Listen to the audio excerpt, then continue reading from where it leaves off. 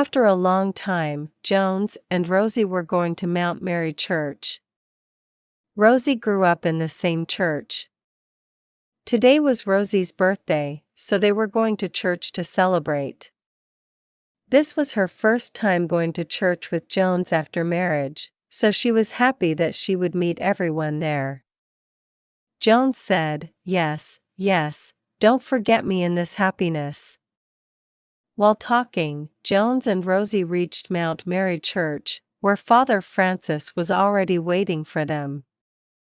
Rosie was very happy to meet everyone there and celebrated her birthday with everyone. They both got very late in the church.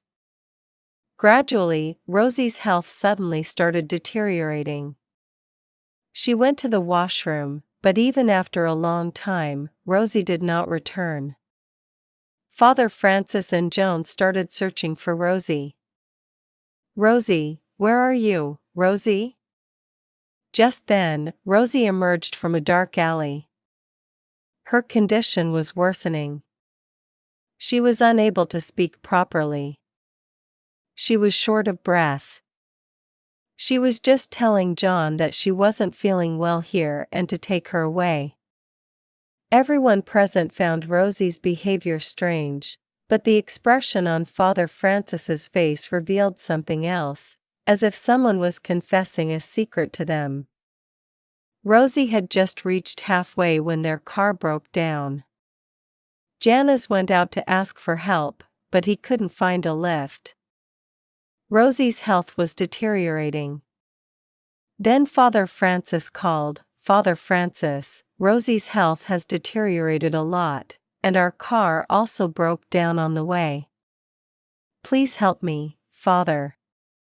"Don't panic, my son. Bring Rosie here, let's see what happens next."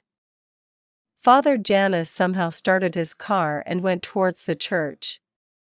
Father Francis was already waiting for him. As Janice reached the church, he tried to take Rosie inside, but Rosie wouldn't come in. Then Father Francis sprinkled holy water on Rosie. Janice picked her up in his lap and laid her on a table. Father Francis then took her. Holy water was poured all around. "What is this, Father? What has happened to Rosie? Why did you treat her like this?" Now perhaps the time has come for you to know about Rosie's past. What kind of past?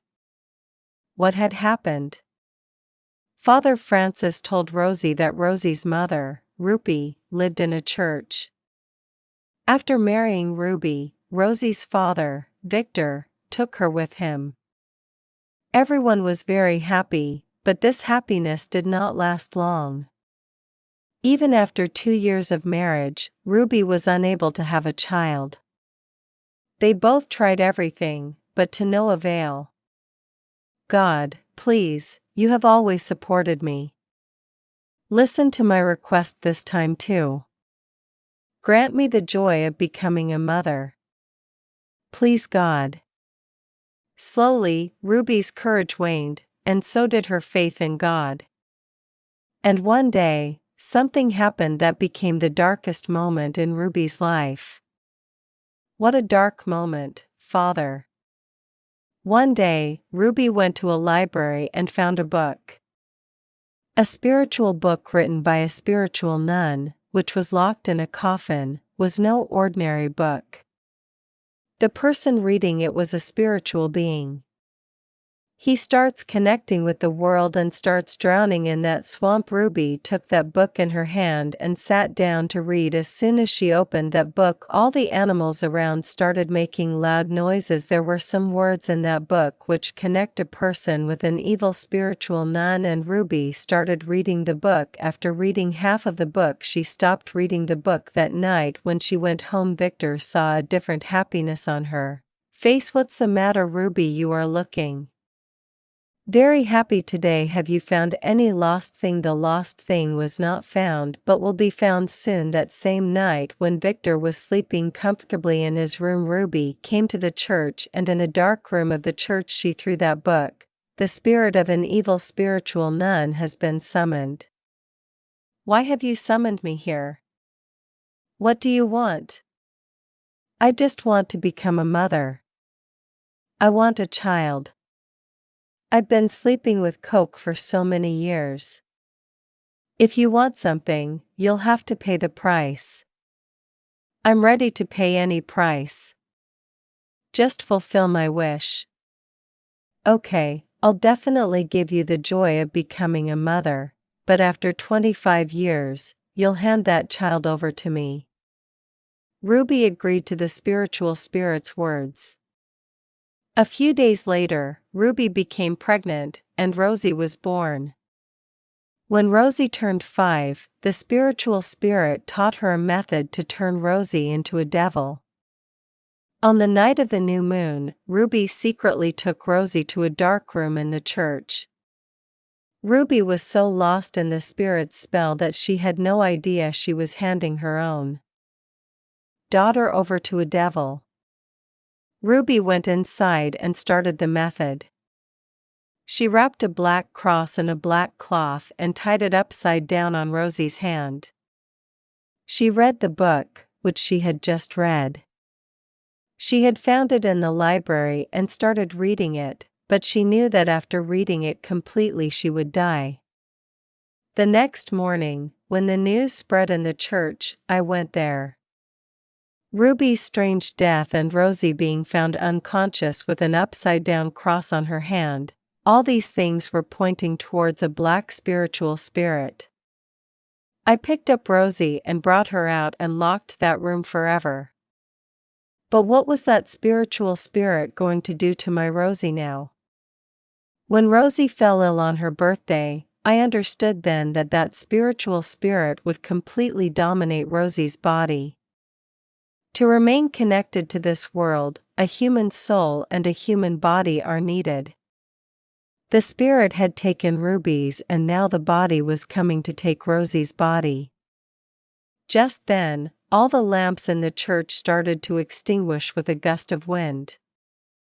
Father Francis took the cross in his hand and started reciting mantras while keeping it in front of Rosie. The next moment, Rosie stood on the table and started bending her body. Her hands and legs turned in the opposite direction and she became like a spider. She climbed the wall and ran away with a terrifying laugh. Janice, we must find Rosie before this new moon ends, or we won't be able to save Rosie. I think she must have gone to the same place where this game began. Janice and Father Francis reached the same library where the book was locked in the coffin. What they saw there made the ground slip beneath their feet. Rosie was flying in the air, holding the book that Ruby had read. Janice, Rosie is reading that book. We must destroy that book, but it won't be easy. I know you've come to take my Rosie. I also know you're very powerful. I can't defeat you, so I'm giving up. But I just want to ask you for one last wish. Tell me your last wish. What do you want? I just want to hug my Rosie one last time. The spirit obeyed Janice and went to Janice. Janice embraced her and tightened his grip.